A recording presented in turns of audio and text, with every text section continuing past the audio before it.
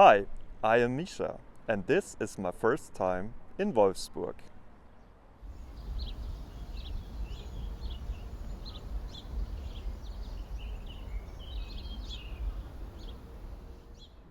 Behind me you can see a little bit of the central station of Wolfsburg, and this is where I have arrived a few minutes ago. Wolfsburg is on the line between Hanover and Berlin, so I have passed by many times, but it's actually the first time that I set my feet on Wolfsburg's soil. I got some visual impressions from the railway line, like the huge factory of Volkswagen as well as the stadium of VfL Wolfsburg. And these are the two things that I would think of if I hear Wolfsburg. And I think it's the same for many people here in Germany. So this might be a tour that is guided by both football and cars, but there are probably other things to discover because Wolfsburg is a relatively young city with a bit more than 80 years of age, and I hope that I can reveal a little bit in this tour.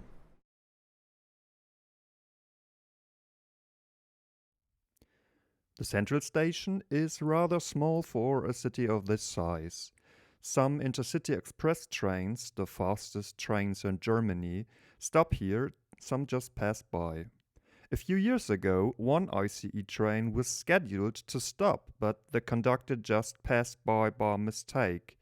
Despite this being a relatively small event, it hit the news nationwide and was bad for the reputation of both the Deutsche Bahn and the city of Wolfsburg. The area outside of the main station is quite greyish, with a lot of stones and concrete. What is really cool, though, in my opinion, is a shop opposite to the main station. In the Wolfsburg store, you may find information material like leaflets and maps, as well as literature on and merchandising items of the city. On my way to my first destination, the Autostadt, I passed by the Pheno, a science center in a very postmodern building, and the designer outlet, a large area with plenty of stores and shops that attract shoppers from all over the region.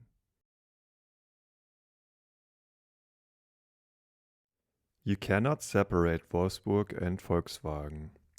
Not only do you see the chimneys of the factory from many parts of the city, but the influence of the company on the city is visible all over the place. A large area is dedicated to the Autostadt, some sort of theme park on the company's several brands. Volkswagen does not only possess the brand of the same name, but also Audi, Skoda, Seat, and others.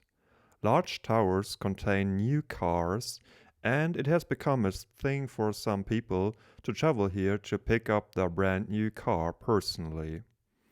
The Autostadt also contains a hotel, restaurants, event venues, a museum, and more stuff. You may also try the newest cars available on a test drive.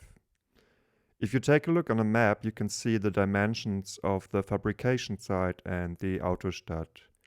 During my visit, I wasn't really aware that the whole city was actually founded for the fabrication site in 1938. This explains the city's layout as well as the investments of Volkswagen into many facilities and institutions of the city.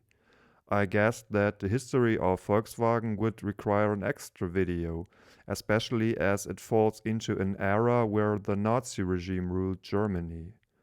What is important for the present, however, is that Wolfsburg is one of the richest cities not only in Germany but in the world.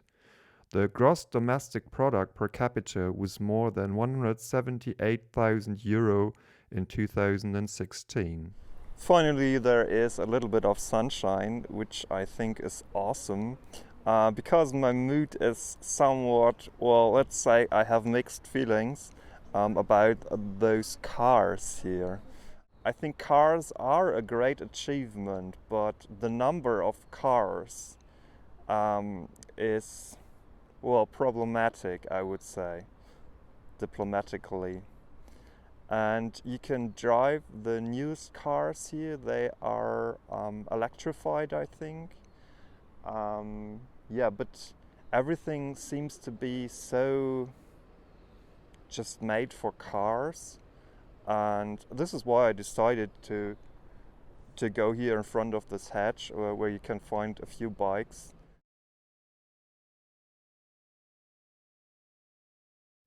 Nearby the Volkswagen factory complex, you will find an area that feels like a completely different dimension.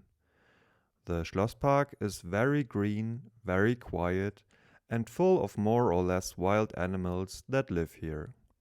As the main buildings are old, it also feels like a time travel. This area is the historical core of what is now Wolfsburg.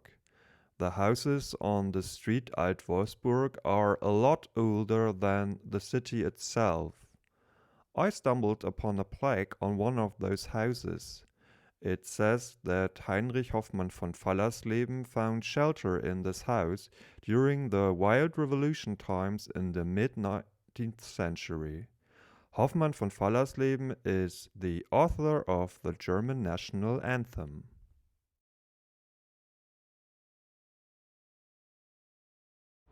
I have had a coffee, which was great because now I am full of energy and I'm looking forward to go to the Schützenfest. You can translate it to Rifleman's Festival. It's basically a fair and I think a big one. And yeah, I'm back to civilization, which you can already hear and see with all those cars in the city of cars. But I hope there won't be any on the fairground. Let's find out. Well, don't worry. I won't bore you with me having fun on a fair. Actually, I just checked out the giant Ferris wheel. For now, I'm just sharing a couple of photos that might transport the atmosphere of the fair.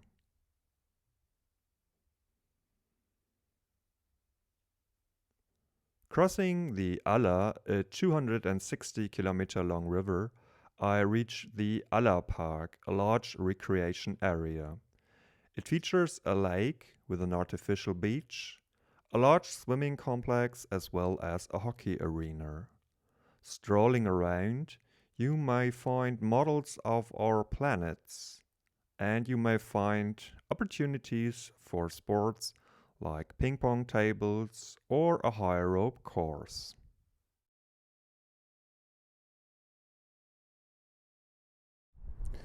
I have finally arrived at the football ground at the stadium of VfL Wolfsburg, and it is not just one stadium, the big one, which you can see in the background, Volkswagen Arena, but if I turn around over here and walk a few steps, in the background you can see there is a second stadium, the AOK Stadion, which is significantly smaller. But yeah, so this is a whole complex of pitches and for lots of activities. And I will check out the stadium. I can't go inside. Unfortunately, the tours are just in the afternoon hours. But I will check out the area and I will enjoy the sunshine. Well, we found out that Wolfsburg is quite young and quite rich. Compared to other cities that usually have a long history, Wolfsburg lacks tradition that its inhabitants can identify with, however. A football team might be a good substitution, and in fact, the VfL Wolfsburg is pretty successful. The men's team was German champion in 2009, and the women's team was German champion 7 times in the last 10 years. You can find traces of the connection between the people and the club all over the city. From an outside perspective, the cancellation is a bit delicate though.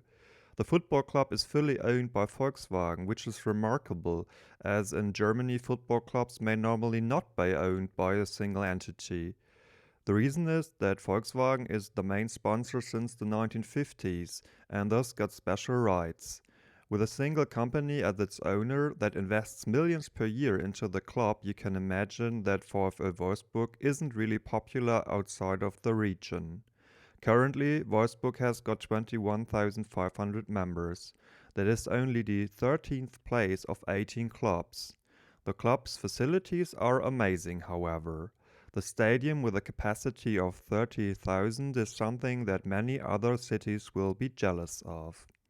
And with some pictures of this complex, it's time for me to say goodbye. I hope you enjoyed this video. Take care. Cheers.